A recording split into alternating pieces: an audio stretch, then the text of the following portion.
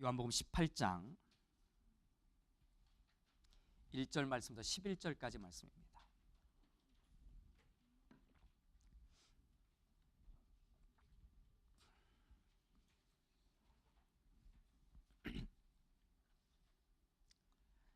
요한복음 18장 1절 말씀부터 11절까지의 말씀 찾았으면 우리 좀 길지만 천천히 같이 읽어보도록 하겠습니다.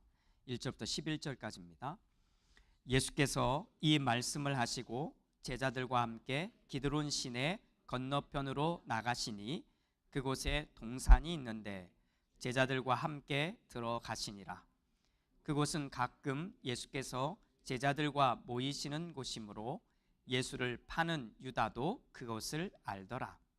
유다가 군대와 대제사장들과 바리새인들에게서 얻은 아랫사람들을 데리고 등과 횃불과 무기를 가지고 그리로 오는지라.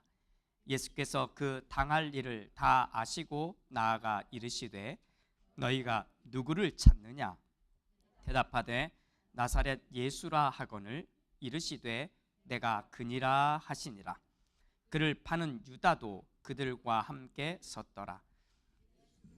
그들에게 그니라 하실 때에 그들이 물러가서 땅에 엎드러지는지라. 이에 다시 누구를 찾느냐고 물으신데 그들이 말하되 나사렛 예수라 하거늘 예수께서 대답하시되 너희에게 내가 그니라 하였으니 나를 찾거든 이 사람들이 가는 것을 용납하라 하시니 이는 아버지께서 내게 주신 자 중에서 하나도 잃지 아니하였사옵나이다 하신 말씀을 응하게 하려 함이로라. 이에 시몬 베드로가 칼을 가졌는데 그것을 빼어 대제사장의 종을 쳐서 오른편 귀를 베어버리니 그 종의 이름은 말고라. 예수께서 베드로더러 이르시되 칼을 칼집에 꽂으라. 아버지께서 주신 잔을 내가 마시지 아니하겠느냐 하시니라. 아멘. 자, 옆에 있는 분의 눈을 보시고 축복하겠습니다. 행복하십시오. 이렇게 행복하십시오.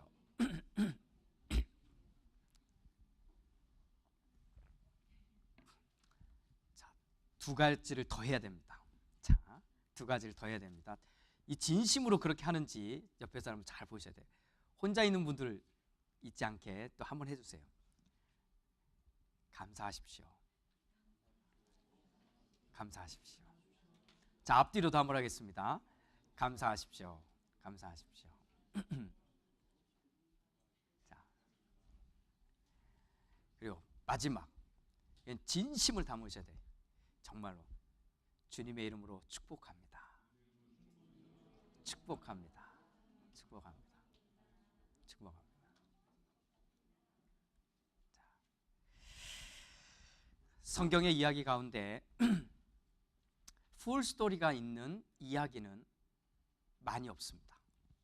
그런데 여기저기에서 모아보면 이야기 하나가 완벽하게 구성이 되는 이야기들은 몇 가지가 있습니다.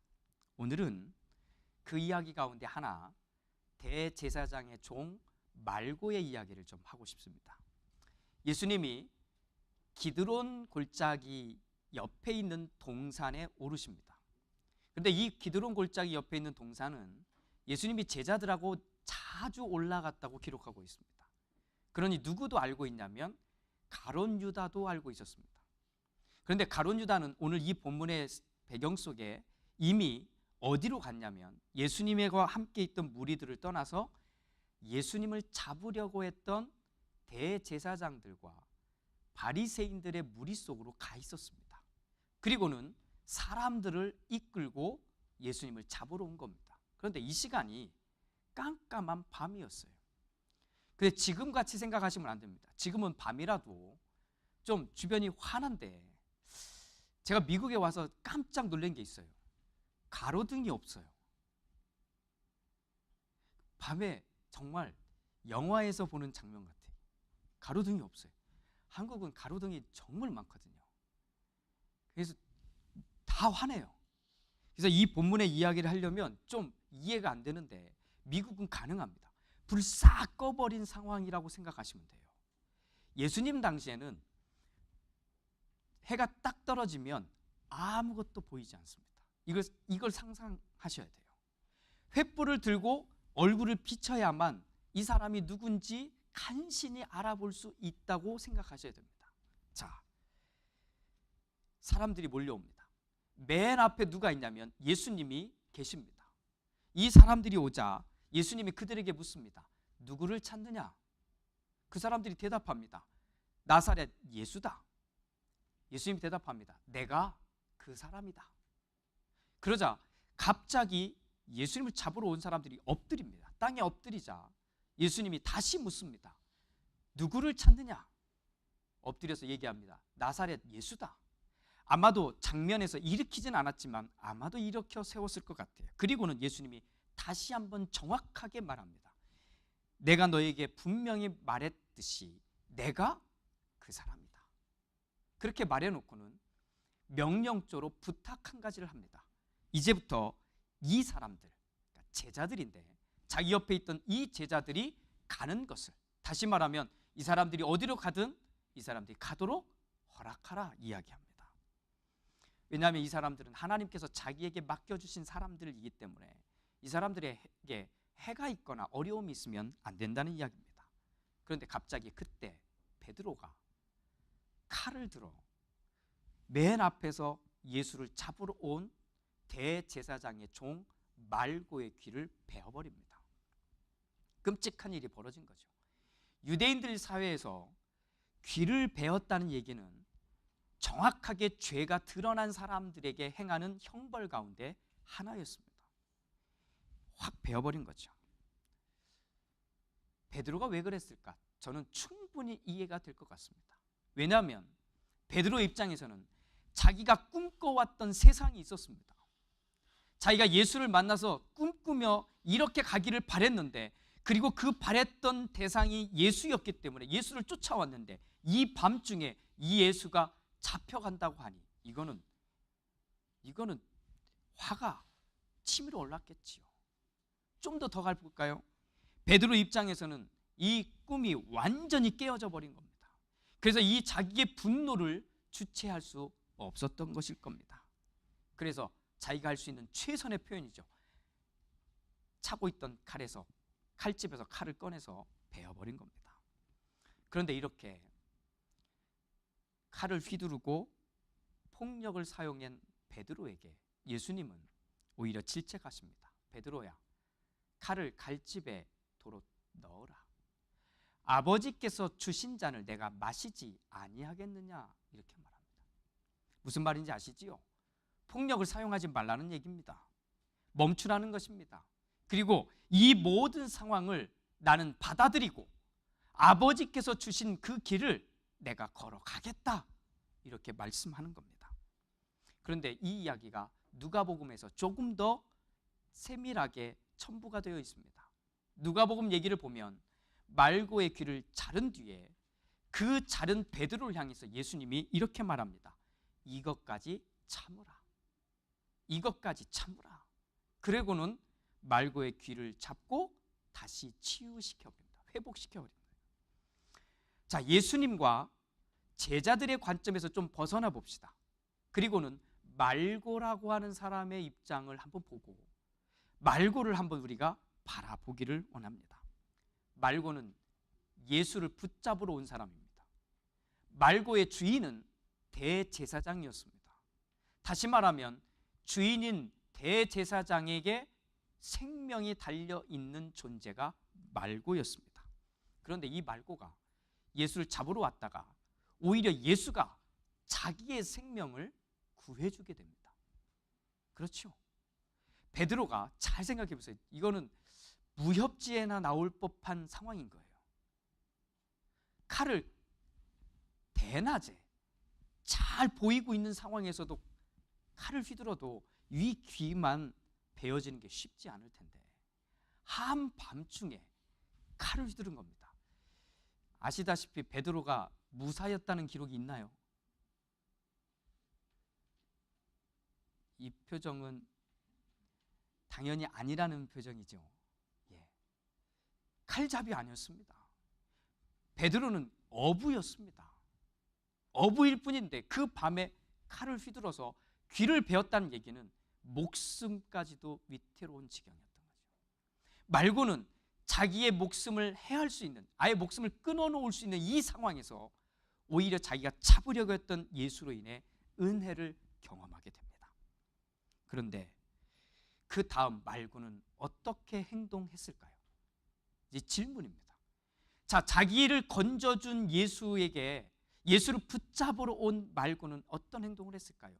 상상해보면 둘 중에 하나일 겁니다. 하나는 내가 막상 잡으러 왔지만 나의 생명을 건져준 이 말고에게, 예수에게 잡지는 못하고 한 발짝 물러서서 나의 생명의 은인인 저 예수를 멀찌감치 남아 마음으로 따르는 제자가 됐을 수도 있고요.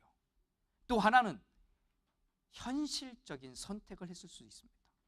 이 예수는 자기 생각에 이제는 붙잡혀 갈 것이고, 붙잡혀 가면 결국에는 종교적인 재판을 받을 것이고, 받으면 결국 내 주인인 대제사장의 판결에 따라 결국 급기야는 죽음에 내몰릴 수도 있겠구나라고 하는 생각을 하게 돼서 말고는 오히려 더 예수를 잡으려고 하는 선택을 했을 수도 있습니다.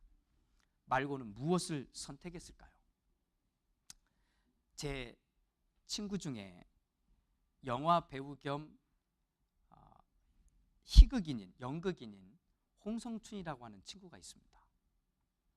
처음 들어보시죠? 왜냐하면 주연은 한 번도 못하고 조연만 했기 때문에 잘 모릅니다.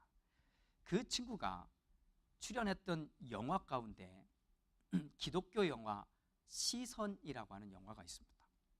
한번 기회가 되면 우리 교인들이 함께 봤으면 참 좋겠습니다.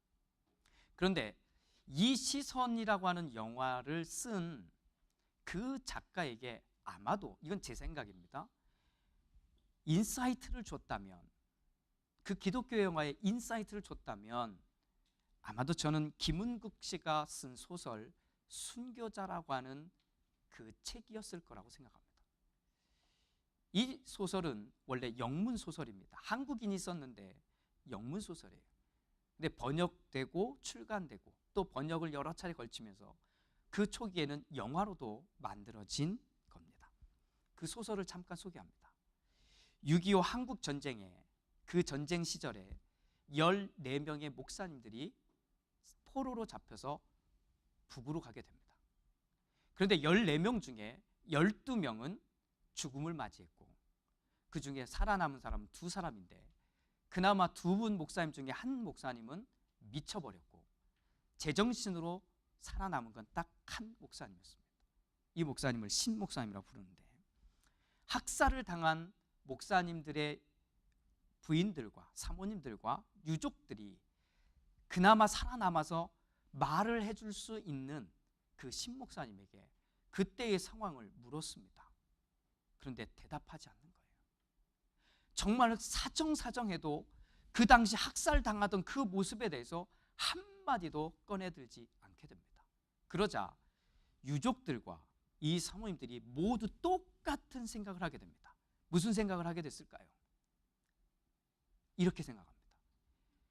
학살당하는 그 현장에서 14명의 목사님들 앞에 예수를 따를 것이냐 아니면 배교할 것이냐 하는 기로에 섰을 때 12명의 목사님들은 다 예수를 선택해서 순교했다는 것.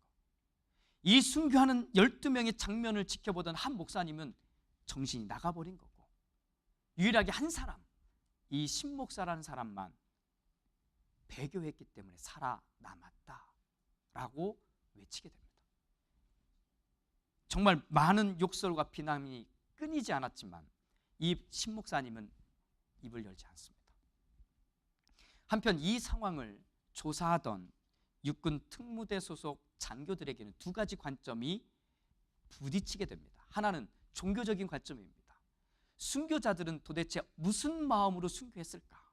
어떤 마음으로 이 순교의 자리로 나아갔을까라고 하는 이 질문을 하는 측면이 있었다면, 또 하나는 공산주의에 끝까지 맞서서 싸운 애국자적인 마음으로 이 순교했던 사람들을 바라보게 됩니다. 그래서 추모제까지 올리고 추모식까지 해야 한다는 정치적인 입장이 대립되게 됩니다.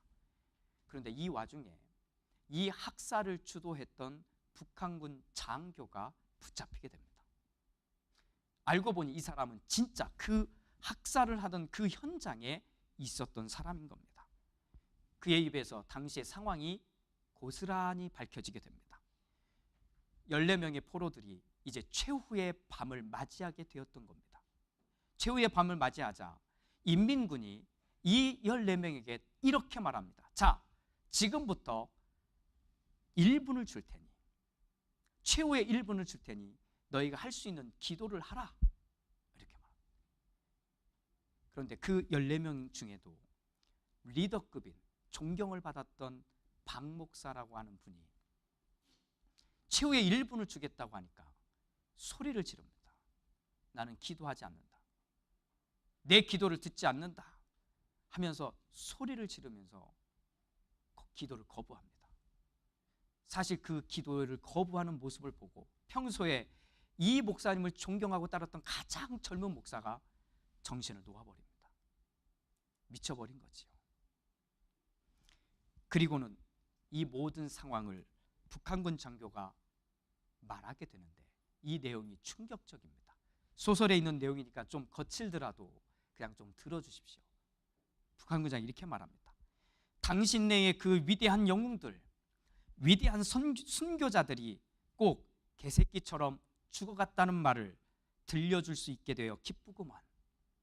꼭 개새끼들처럼 훌쩍거리고 낑낑거리고 엉엉 울면서 죽어갔어. 살려달라고 아우성을 치고 자기네 신을 부정하고 동료들을 헐뜯는 꼬락선이라니 과연 한번 보기 좋았지. 그 자들은 개처럼 죽은 거야. 개처럼. 알겠어?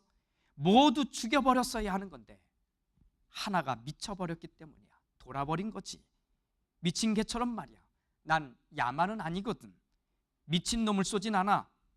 또 그 자는 유일하게 나에게 대항했던 자야. 난 당당하게 싸우는 것을 좋아해. 그 자는 용기가 있었어. 난 내게 침을 뱉는 자를 존경해. 그래서 그 자만은 쏘지 않았던 거야.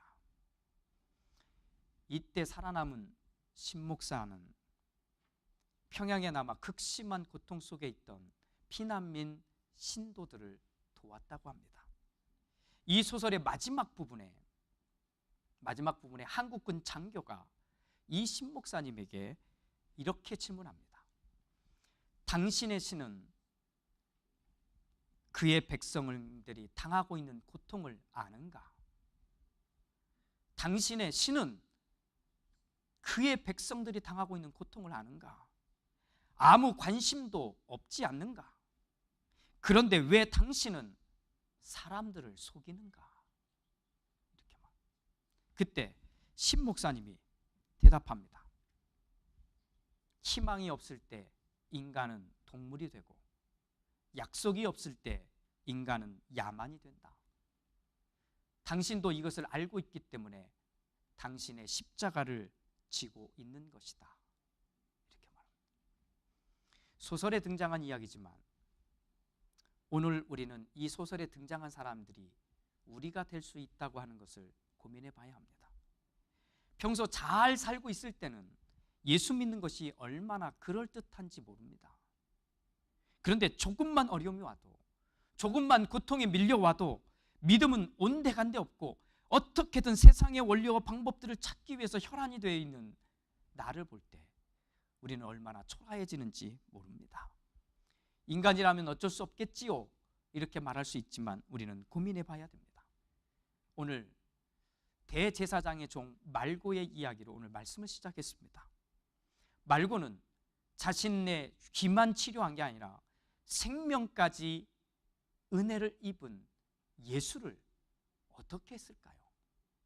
성경은 이 이후에 더 이상 말고의 이름을 거론하거나 그 내용을 유추해 볼 수 있는 내용을 등장시키지 않습니다. 그런데 초기 기독교의 지도자 가운데 한 사람인, 워낙 설교를 너무 잘했기 때문에 황금의 입이라고 칭함을 받았던 크리스토스라고 하는 교부가 이 말고의 뒷이야기를 이렇게 전합니다. 말고는 예수로부터 치유를 받은 뒤, 다시 말하면 은혜를 경험한 뒤, 오히려 그는 가장 현실적인 선택을 합니다. 그 현실적인 선택이란 자기의 이 육체의 주인인 대제사장의 뜻을 따라간 것입니다. 말고는 오히려 은혜를 받은 것을 다 뒤로 하고는, 그리고는 누구보다 고문을 받는 그 현장에서 더 큰 소리를 치며 윽박지르는 사람이 되었고, 바라바와 선택하는 장면에서 바라바를 석방하라고 외치는 가장 큰 목소리를 내었으며, 십자가로 가는 길에서 누구보다도 강렬하게 예수를, 자기에게 은혜를 베푼 사람을 비난했던 사람이 바로 말고라고 소개하고 있습니다. 이유는 얼마든지 되겠지요. 내가 살려고 하니, 내가 살아남으려고 하니 선택했다고 말할 수 있겠지요. 그런데 그런 말고를 오늘날의 말로 바꾸면 이런 사람이 되는 겁니다. 자기 자신의 안위를 위해서라면 누구라도 희생시킬 수 있는 사람, 자기 자신이 살기 위해서라면 누구라도, 그 상대가 누구라도 짓밟는 사람, 자기 자신을 위해서라면 거짓과 불의를 친구로 얼마든지 삼을 수 있는 사람이라는 겁니다. 말고는 그때만 있는 게 아니라 현대에도 얼마든지 있습니다. 교회에도 있고요, 교회 지도자들 가운데도 있습니다. 얼마든지 그렇게 하는 사람들입니다. 그 사람들을 세상의 말로 표현하면 비겁한 사람들인 겁니다. 진실을 외면하는 사람들입니다. 진리를 정말 아는 사람은 비겁해지지 않습니다. 예수님의 제자들이 이 상황이 지난 뒤에 어떻게 한지 아시지요? 다 떠납니다. 왜요? 비겁했기 때문에. 바꿔서 얘기하면 진리를 알고 난 뒤에, 비로소 진리를 만난 뒤에 그들은 이 비겁함을 버릴 수 있었습니다. 그게 성령의 은혜였습니다. 진짜 성령의 은혜를 받은 사람, 이것이 정말 예수의 진리임을 경험한 사람은 비겁할 수 없습니다. 자, 이런 현상이 벌어질 때 베드로와 같은 사람은 그 중심에 무엇이 있든 간에 화를 참지 못합니다. 나름의 이유가 있겠지만 베드로의 행동은 사뭇 다른 제자들에게 많은 도전을 가져다 줍니다. 칼이 없었다면 주먹이라도 휘둘렀을 겁니다. 그래야만 속이 시원해졌겠지요. 내 마음이 개운해졌겠지요. 자, 그러면 이런 세상 속에서 살고 있는 우리는 어떻게 행동해야 할까요? 자, 우리 떠올려 보자고요. 분명히 믿음을 가지고 있다고 하는데, 내가 그렇게 알고 있는데 자기의 이익을 위해서라면 교회도 파는 사람 봤지요. 자기의 이익을 위해서라면 믿음도 팔고 목사도 팔고 친구도 팔고 이웃도 파는 사람들을 봤지요. 그런 사람들이 내 옆에 있을 때 우리는 어떻게 해야 할까요? 분명히 참 좋은 사람으로 알고 있었는데 힘들고 어렵고 고통이 밀려오자 얼굴빛이 확 변하더니 가까워 있는 사람들을 비난하고 욕하고 정죄하기 시작하고 기도하기는커녕 세상의 방법으로 살아가는 사람들이 내 옆에 있을 때 우리는 어떻게 해야 할까요? 하나 더 고민해 볼까요? 분명 나에게는 참 잘해줬는데, 나한테만큼은 정말 좋은 사람인데 그 이유를 정말 찾아가 보니까 나를 위해서 한 게 아니라 자기 자신을 위해서, 그 사람을 위해서 하고 때로는 속이고 거짓을 하고 있다면 이럴 때 우리는 어떻게 해야 할까요? 첫 번째 제가 부탁드리고 싶은 건 최소한 말고처럼은 하지 않았으면 좋겠습니다. 은혜를 받았다고 말하면 은혜를 받은 사람처럼은 살아야 되지 않겠습니까? 그 은혜를 주신 예수를 버리고 세상의 주인에게 고개를 숙이는 일은 하지 않았으면 좋겠습니다. 말고만큼은 되지 않았으면 좋겠습니다. 그렇다고 베드로처럼 분노를 폭발하고 말고의 귀를 베어야 할까요? 이 또한 우리의 모습은 아닙니다. 만약에 예수님이 이 모습을 그냥 내어버려 두셨다면 우리는 거기까지 용납할 수 있을 텐데, 예수님은 누가복음에 분명히 이것도 참자 하십니다. 이유는 하나입니다. 아버지께서 주신 잔을 마시기 위함입니다. 기꺼이 아버지께서 나에게 마시라고 내어준 그 잔을 마시기 위함이라는 겁니다. 당연히 선택할 수 있는 것 아닙니다. 이 잔을 마시려면, 이 길을 가려면 기도 없이는, 고뇌 없이는, 정말로 부르짖는 나의 간절함이 없이는 갈 수 없는 겁니다. 그래서 때로는 이 잔을 고통의 잔이라고 부릅니다. 이 잔을 아픔의 잔이라고 부릅니다. 하지만 예수님이 이 잔을 마시겠다고 하지 않습니까? 그것이 우리가 가야 되는 길입니다. 저의 이야기로 좀 마무리하려고 합니다. 수년 전에 긴 여행을 떠나기 위해서 배낭을 꾸렸습니다. 이것저것 다 필요하다고 생각해서 다 넣었더니 20kg이 훌쩍 넘었습니다. 미국의 단위로 말하면 50파운드가 훨씬 넘어간 겁니다. 이걸 메고 높은 산을 넘어갔습니다. 무려 12시간을 하루 종일 넘어가서 숙소에 도착하니 진 풍경이 벌어졌습니다. 숙소 앞에 누군가의 물건에서, 배낭에서 나왔을 법한 물건들이 쭉 늘어져 있는 겁니다. 이유는 앞으로도 길게 가야 되는데 이것을 다 메고는 가기 너무 힘든 거예요. 그래서 넘어온 사람들이 다 자기의 배낭 속에서 이거는 좀 덜 필요할 것 같다 하는 것들을 빼어놓고 누구든 필요하면 가져가라고 쭉 늘어놓은 겁니다. 저도 유혹을 받았겠지요. 그리고는 가방을 다 펼쳤습니다. 침대 위에. 이 중에 내가 내려놓을 게 뭐가 있을까? 빼놓을 게 뭐가 있을까? 그때 우연히 지나가다가 그 숙소의 매니저가 저에게 말을 건넵니다. 의역입니다. 목사님, 나를 부른 거죠. 왜냐하면 그분이 왜 나를 목사님이라고 불렀냐면 그 길을 걷는 동양에서 온 목사는 네가 처음 본 거라고 얘기했기 때문에 나를 기억한 겁니다. 그래서 제가 얘기를 했습니다. 나도 좀 빼놔야 되겠는데. 그랬더니 이 매니저가 저에게 이렇게 말합니다. 이 모든 것이 네 인생이다. 그러니 메고 가라. 이렇게 말합니다.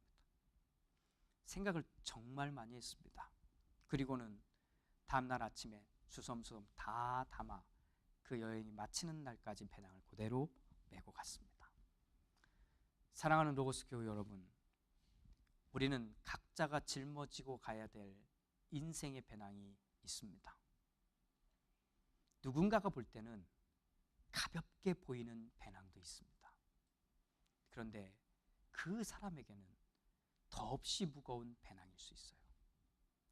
또 누가 봐도 진짜 힘겹고 어렵고 고통의 배낭을 메고 있는 사람들이 보일 수도 있습니다. 그런데 그 사람이 진심이든 거짓이든 너무나 태연하게 그 모든 배낭의 짐을 다 메고 걸어가는 사람도 있습니다. 어떤 사람은 얼마나 지었는지 모릅니다. 왜? 그 속에 얼마나 무거운 게 있는지 모르는데 꽁꽁이 감춰져 있어서 알 수 없는 무게의 짐을 치고 가는 사람도 있을 겁니다. 각자 다 짊어지고 있는 거지요. 그 인생의 배낭이 무엇이든 간에 세상을 속이고 자기 자신도 속이고 자기와 함께한 사람들을 속이는 말고의 행동은 버립시다. 아울러 인생의 배낭을, 너무 무거운 배낭을 메고 있다고 해서 분노하거나 화를 내거나 참지 못해 폭력을 사용하는 베드로처럼도 하지 맙시다. 정말 예수님이 원하는 것은 이 배낭을 하나님이 나에게 주신 것이라고 한다면, 아버지께서 주신 잔이라고 내가 믿는다면 내가 기꺼이 마시겠다고, 이 배낭을 기꺼이 짊어지겠다고, 이렇게 고백할 수 있는 우리 모두가 되기를 주님의 이름으로 축복합니다. 누구의 배낭도 무시하지 마십시오. 그가 힘들다고 말하면 힘든 거예요. 어려운 거예요. 고통스러운 거예요. 그러니 인정해주고 그를 위해 기도하십시오. 어떻게 그 배낭을 메고 주님이 오시는 그 날까지 부활의 소망을 보고 이 십자가의 길을 걸어갈 수 있는 사람이 되기를 기도해 주십시오. 그게 우리가 서로를 위해서 반드시 해야 될 신앙의 모습인 것입니다. 먼저 사셨습니까? 그러면 살아오고 있는 이 사람들을 위해서 그렇게 기도해 주시고, 아직 여력이 있습니까? 누군가를 위해서 내가 기도할 수 있는 힘이 있거든, 그 사람을 위해서 마음껏 기꺼이 기도해 줄 수 있는 우리 모두가 되기를 주님으로 축복합니다. 우리 다 먼저 살아봤잖아요. 우리 옆에 있는 자녀들을 보며 때로는 이런 기도가 나오지 않습니까? 얘네들도 자기의 인생에 이 배낭을 지고 가야 되는데 답답해지는 어른들 많잖아요. 세상은 점점 더 험악해지는데 우리 아이들은 어떻게 자랄까? 그때 우리가 해줄 수 있는 건 그 인생의 짐을 대신 짊어지는 게 아니라, 이 아이들이, 우리의 신앙의 후배들이 자기의 인생의 배낭을 기꺼이 짊어지고 든든하게 당당하게 이 땅을 살아갈 수 있도록 우리가 먼저 그렇게 살아가야 될 책임이 있는 겁니다. 이것이 믿음이지요. 이것이 소망이지요. 이것이 진심으로 우리의 관계된 사람들을 향한 사랑입니다. 이 모습을 온전히 이루어가는, 그 열매를 맺어가는 우리 모두가 되기를 주님의 이름으로 축복합니다. 기도합니다.